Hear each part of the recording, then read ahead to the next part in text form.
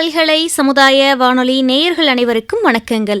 இனி நம் வானொலியில் வாரந்தோறும் புதன்கிழமை கயலுடன் கவிதை உலா நிகழ்ச்சியை கேட்டு ரசிக்கலாம் நேயர்களே.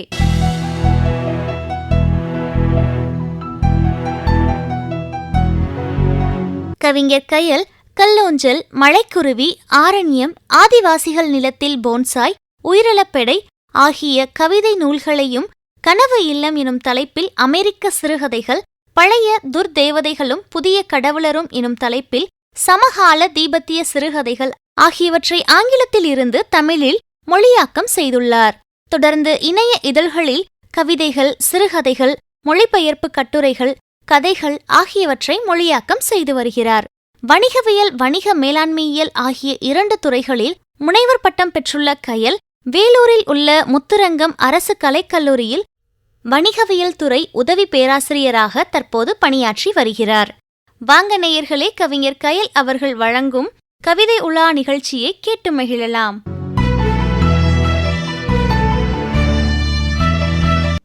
வணக்கம் நேயர்களே. தென்காசி மாவட்டம் ஆலம்குளம் அருகே சோலைச்சேரி என்னும் குக்கிராமத்தைச் சேர்ந்தவர் சோலை சீனிவாசன்.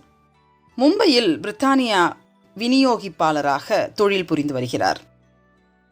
செல்வதியின் செல்வன், சோலை சீனிவாசன் என்ற புனைப்பெயர்களில் மும்பையில் வெளிவரும் நாளிதழ்கள், சிற்றிதழ்கள் ஆகியவற்றிலும், சோலை சீனிவாசன் ஆனந்த விகடனிலும் கவிதைகள் எழுதியுள்ளார். அவருடைய கவிதை ஒன்றை பார்ப்போம் நேர்களே. நடை சாத்த அரை மணி நேரம் இருக்கும்போது கோயிலுக்குள் நுழைந்தோம்.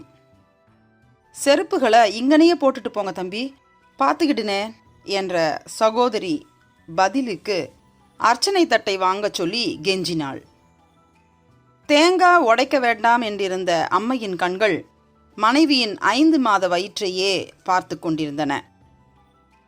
20 ரூபாய் வரிசைக்கும் 100 ரூபாய் வரிசைக்கும் சங்கரன் ஐயனார் ஒரே அளவில் புன்னகைத்து கொண்டிருந்தார் என்பதில் திருப்தி. கோமதி அம்மாளின் சந்நிதியை அடைந்து விட்டிருந்தனர். பூட்டிய சந்நிதியின் முன் சூடம் ஏற்றிய மனைவியின் உதட்டு அசைவில் சங்கரா சங்கரா என்ற மாய ஒலி. ஆண் குழந்தை ஆசை. இங்கு வைத்து சாப்பிடக்கூடாது. அறிவிப்பை மீறி நடுத்தர வர்க்கத்தின் விதியின்படி கொண்டு வந்திருந்த புளியோதரை பாத்திரத்தை திறந்தாள் அம்மா.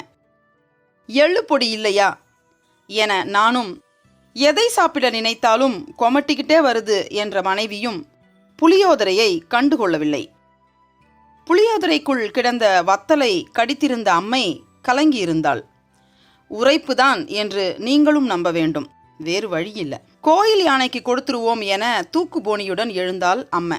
யானை புத்துணர்வு முகாமிற்கு சென்று விட்டதாக சொல்லிவிட்டார்கள்.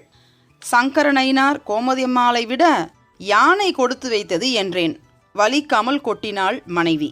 தாகமாயிருக்கு, வெளியில போய் இளநீ குடிச்சிட்டு வருவோமா என்றேன். கொஞ்ச நேரம் இங்கேயே உட்கார்ந்துருக்கேன், இவளுக்கும் ஏதாவது வாங்கி கொடுத்து கூட்டி வாடா. லைட்டா பசிக்குது என்றவளை ஃபேமஸ் ராவுத்தர் பிரியாணி ஹோட்டலுக்கு அழைத்து சென்றேன். சாப்பிட்டோம். அம்மையை கூப்பிட திரும்பவும் கோவிலுக்குள் நுழைந்தேன். அவள் வயதொத்த இன்னொரு பெண்ணுடன் புளியோதரையை பகிர்ந்து உண்டு கொண்டிருந்தாள். ச, கோயிலுக்குள் ஆதரவில்லாமல் நிர்கதியாய் ஒருத்தி நிற்கிறாள் என்று தெரிந்தவுடன் பூட்டிய கதவுகளை உடைக்காமலேயே இந்த கோமதி அம்மன் எப்படித்தான் வெளியே வருகிறாளோ என்று முடிகிறது இந்த கவிதை. ஒரு குடும்பம் கோவிலுக்கு போகிற காட்சியுடன் தொடங்குகிறது இந்த கவிதை. இந்த கவிதையில் ஒரு அம்மாவும் அந்த அம்மாவினுடைய மகனும் அந்த மகனுடைய மனைவியும் ஆக 3 பேர் இருக்கிறார்கள். இந்த மூவரும் இணைந்து கோயிலுக்கு போகிற போது, நடை சாத்த அரை மணி நேரம் இருக்கிற போது இவர்கள் கோயிலுக்குள் நுழைகிறார்கள். ஒரு சகோதரி இங்கே செருப்பை விட்டுட்டு போங்க, நான் பார்த்துக்கிறேன் என்று சொல்வதாக இருக்கிறது. ஆனால் அடுத்த வரியிலேயே பதிலுக்கு அர்ச்சனை தட்டை வாங்க சொல்லி கெஞ்சினாள். அந்த சகோதரிக்கு செருப்பை பார்த்து கொள்ளுகிற வேலை இல்லை. ஆனால் அதற்கு பதிலாக அவள் என்ன சொல்கிறாள்? அர்ச்சனை தட்டை வாங்குமாறு கேட்கிறாள். இப்படி தொடங்குகிற இந்த கவிதை நமக்கு உணர்த்துகிற ஒரு விஷயம் என்னவென்றால், நான் இதை செய்கிறேன், பதிலுக்கு நீ இதை செய் என்பதான பொது சமூகத்தின் ஒரு எண்ண ஓட்டம் இதில் தெரிகிறது. எதுவும் கரிசனமோ அக்கறையோ என்பதெல்லாம் இல்லாமல் நீ எனக்கு இதை செய், நான் உனக்கு இதை செய்கிறேன் என்பதான ஒரு பார்வை இதில் இருக்கிறது. அடுத்ததாக, தேங்காய் உடைக்க வேண்டாம் என்றிருந்த அம்மையின் கண்கள், அந்த தாயினுடைய கண்கள் இங்கும் அங்குமாக அலைப்பாய்கின்றன. தேங்காயை உடைக்கலாமா வேணாமா என்று யோசிக்கிறாள். ஏனென்றால் மனைவியின் 5 மாத வயிற்றையே பார்த்து கொண்டிருந்தன. அவளுக்கு மனதில் என்ன வேண்டுதலோ, அவள் தேங்காய் உடைக்கலாமா வேண்டாமா, அல்லது அது ஒரு செலவா என்று யோசிக்கிற கண்களாக கூட இருக்கலாம். தேங்காய் வைத்திருக்கின்ற கடையை ஒரு பக்கமாகவும் இந்த மேடிட்ட வயிற்றை ஒரு பக்கமாகவும் இந்த தாயினுடைய கண்கள் பார்க்கின்றன. 20 ரூபாய் வரிசைக்கும் 100 ரூபாய் வரிசைக்கும் சங்கரநயினார் ஒரே அளவில் புன்னகைத்து கொண்டிருந்தார் என்பதில் திருப்தி. இப்போது அந்த கண்கள் சங்கரநயினாருடைய முகத்தில் படிக்கிறது. கோயில்களில் பார்த்தீர்களேயானால் 20 ரூபாய்க்கு என்று ஒரு தனி வரிசை, 100 ரூபாய்க்கு என்று தனி வரிசை இருக்கும். இலவச தரிசனம் என்று இதை படிக்கிற போது நிறைய நேரங்களில் சிரிப்பு வரும். இறைவியை கொண்டு ஒரு இடத்தில் வைத்துவிட்டு இலவச தரிசனம் என்று சொல்வதற்கு இவர்கள் யார் என்று கூட தோன்றும். பெரும்பாலான நேரங்களில் இந்த இலவச தரிசன வரிசை மிக நீண்டு நிற்கும். அவர்கள் இந்த 20 ரூபாய் வரிசையையோ அல்லது 100 ரூபாய் வரிசையையோ 200 ரூபாய் வரிசையையோ ஒரு கோபத்தோடும் இயலாமையோடும் ஏக்கத்தோடும் பார்க்கிற பார்வை கூட அங்கு நடப்பதுண்டு. ஆக இலவச தரிசனம் என்கின்ற சொல்லை பார்க்கும் போதெல்லாம் இந்த காட்சி என் மனதுக்குள் போகும். இறைவனை கொண்டு இறைவியை கொண்டு தாங்கள் சொந்தம் கொண்டாடி அதற்கு இலவசமாக தரிசனம் செய்ய இவர்கள் யார் என்று நினைப்பதாக நிறைய நேரங்களில் நடக்கிறது. இந்த கவிதையில் கோமதி அம்மாளின் சந்நிதியை அடைந்து விட்டார்கள். அடுத்ததாக, பூட்டிய சந்நிதியின் முன் சூடம் ஏற்றிய மனைவியின் உதட்டசைவில் சங்கரா சங்கரா என்ற மாய ஒலி. இதில் உள்ள பகடியையும் பாருங்களேன். கோமதி அம்மாளின் சந்நிதியின் முன் வருகிற தம்பதியினர் அந்த சந்நிதி அடைத்து விட்டிருக்கிறார்கள். பூட்டப்பட்டிருக்கிற சந்நிதியின் முன் நின்று மனைவி சூடமேற்றுகிறாள். ஆனால் அவளுடைய உதட்டிலிருந்து வருகிற மாய ஒலி என்னவோ சங்கரா சங்கரா என்பதாக இருக்கிறது. இந்த சங்கரா சங்கரா என்கிற மாய ஒலி எதை குறிக்கிறது என்றால், ஆண் குழந்தைக்கு ஆசைப்படுகிற மனைவி. ஒரு ஆண் குழந்தைக்கு ஆசைப்படுகிற மனைவி பூட்டப்பட்ட கோமதி அம்மாளின் சந்நிதியின் முன் நின்று வேண்டிக் கொள்கிறாள். ஒரு அழகான காட்சி நம் முன்னே செல்கிறது. இங்கு வைத்து சாப்பிடக்கூடாது என்ற ஒரு அறிவிப்பு பலகை அங்கு இருக்கிறது. அந்த அறிவிப்பை மீறி என்று சொல்லுகிறவர் அடுத்த ஒரு வரியை பாருங்கள். நடுத்தர வர்க்கத்தின் விதியின்படி. நீ என்ன விதி? விதி என்பது பல பொருள் தரக்கூடியது. விதி என்பது ஒழுங்குமுறை, கடைபிடிக்க வேண்டிய நடைமுறை என்பதாகவும், அவரவருக்குள்ள நடைமுறை என்பதாகவும், அவரவருக்கு விதிக்கப்பட்டது என்பதாகவும் இருக்கிறது. இங்கே இந்த கவிதையில் இங்கு வைத்து சாப்பிடக்கூடாது என்பது ஒரு அறிவிப்பு, ஒரு விதி. ஆனால் நடுத்தர வர்க்கத்தின் விதி, நடுத்தர வர்க்கத்திற்கென்று ஒரு விதி இருக்கிறது. அது அவர்களாக உருவாக்குகிற விதி. அது எந்த விதியாலும் மாற்ற முடியாது. அவர்கள் ஏனென்றால் அவர்களுக்கென்று ஒரு பாணியை, ஒரு வழிமுறையை அவர்கள் வைத்திருக்கிறார்கள். அந்த நடுத்தர வர்க்கத்தின் விதியின்படி கொண்டு வந்திருந்த புளியோதரை பாத்திரத்தை திறந்தாள் அம்மா. நீங்கள் பெரிய பெரிய திரையரங்குகளில் பார்த்தீர்களானால் தண்ணீர் பாட்டில் உள்ளே கொண்டு செல்லக்கூடாது. உண்பதற்கான ஏதாவது வீட்டில் இருந்து கொண்டு வந்திருக்கிற பண்டங்களை உள்ளே கொண்டு செல்லக்கூடாது. அதை சோதித்து பார்ப்பதற்காக கைப்பைகளை நாம் கொண்டு செல்லுகின்ற அத்தனை உரைகளையும் திறந்து பார்ப்பதற்கென்றே நியமிக்கப்பட்டு அங்கு நின்று கொண்டிருக்கின்ற யுவதிகளை நீங்கள் பார்க்கலாம். ஏக மனதாக அந்த இடத்தின் மொத்த அரசாட்சியும் தங்கள் கைகளில் இருப்பதான ஒரு பாவனைகளில் இந்த திரையரங்குகள் பல நேரங்களில் நடந்து கொள்கின்றன. எளிய மக்கள் தங்களுக்கு பிடித்த உணவை, தங்கள் வீட்டில் செய்த உணவை, தங்களுக்கான உணவை கொண்டு சென்று உள்ளே சாப்பிடக்கூடாது என்பதில் உள்ளது என்னவென்றால், அங்கு விற்கப்படும், அவர்களால் விற்கப்படும் பொருட்களைத்தான் வாங்கி உண்ண வேண்டும், அதனுடைய விலையைத்தான் நீங்கள் தர வேண்டும் என்பதாக இருக்கிறது. இதெல்லாம் இந்த காட்சியில் போகிறது மனதில். இங்கு வைத்து சாப்பிடக்கூடாது என்றால் அங்குதான் வைத்து சாப்பிடுவோம் என்று புளியோதரை பாத்திரத்தை திறக்கிறாள் அம்மா.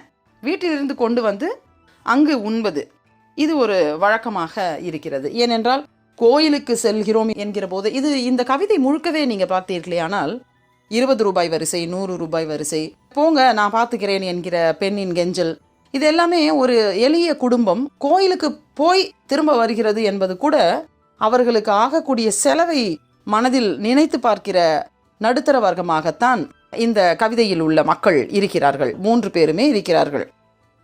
அவர்களுக்கு பிரார்த்தனை இருக்கிறது, ஆனால் செலவும் அதிகமாகக்கூடாது. ஏனென்றால் அவர்களுடைய பொருளாதார நிலை அப்படி இருக்கிறது.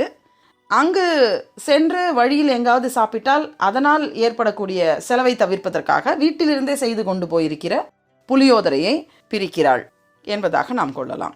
எள்ளு பொடி இல்லையா என்று நானும், எதை சாப்பிட நினைத்தாலும் கொமட்டிக்கிட்டே வருது என்று மனைவியும் புளியோதரையை கண்டுகொள்ளவில்லை. கணவனும் மனைவியுமாக 2 காரணங்களுக்காக அந்த புளியோதரையை மறுத்துவிட்டு நிற்கிறார்கள்.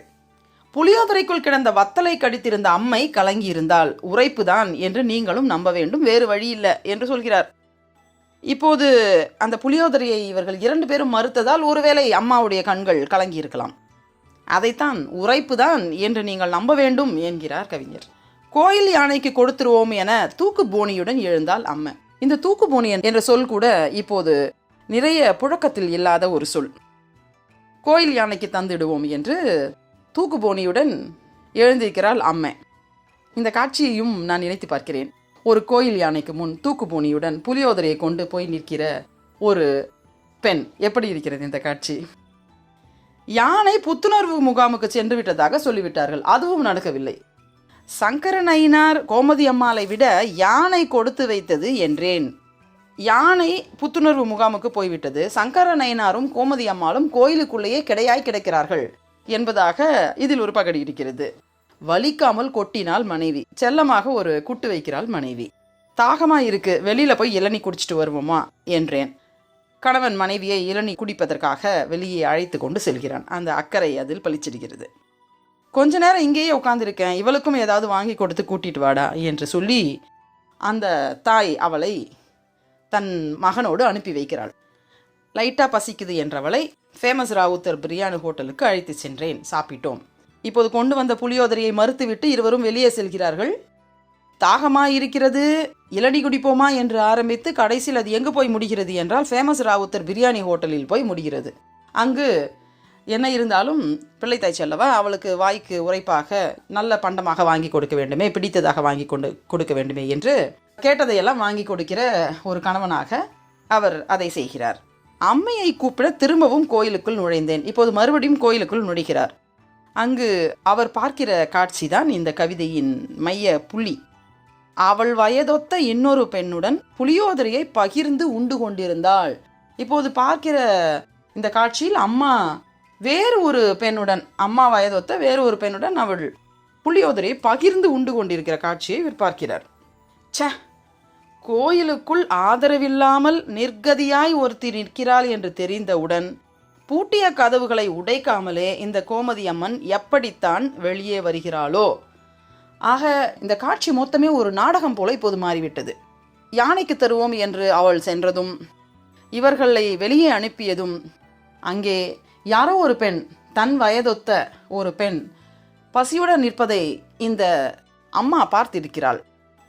ஆகவே இவர்களை எல்லாம் வெளியே அனுப்பிவிட்டு அந்த பெண்ணுக்கு இந்த புளியோதரை வெறுமனே தந்தால் அதை வாங்கி கொள்ள மாட்டாள் என்பதற்காக தானும் சேர்ந்து உண்ணுகிற ஒரு நாடகத்தை அந்த அம்மா அங்கு நிகழ்த்தி கொண்டிருக்கிறாள். இதை அதுவரை அம்மா அம்மா என்று சொல்லி கொண்டு வந்த கவிஞர் ஒரே நொடியில் இந்த கவிதையில் தன்னுடைய அம்மாவை கோமதி அம்மன் எப்படித்தான் வெளியே வருகிறாளோ என்று கேட்கிறார்.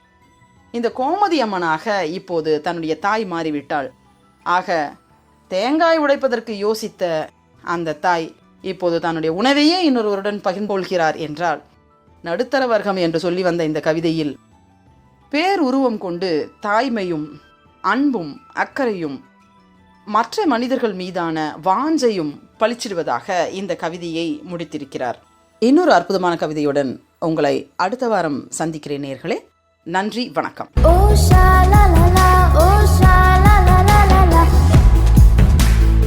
நம்ம எல்லாரும் தொடர்ந்து இணைந்திருப்பது அழகப்பா பல்கலை சமுதாய வானொலி. இது கயலுடன் கவிதை உலா நிகழ்ச்சி.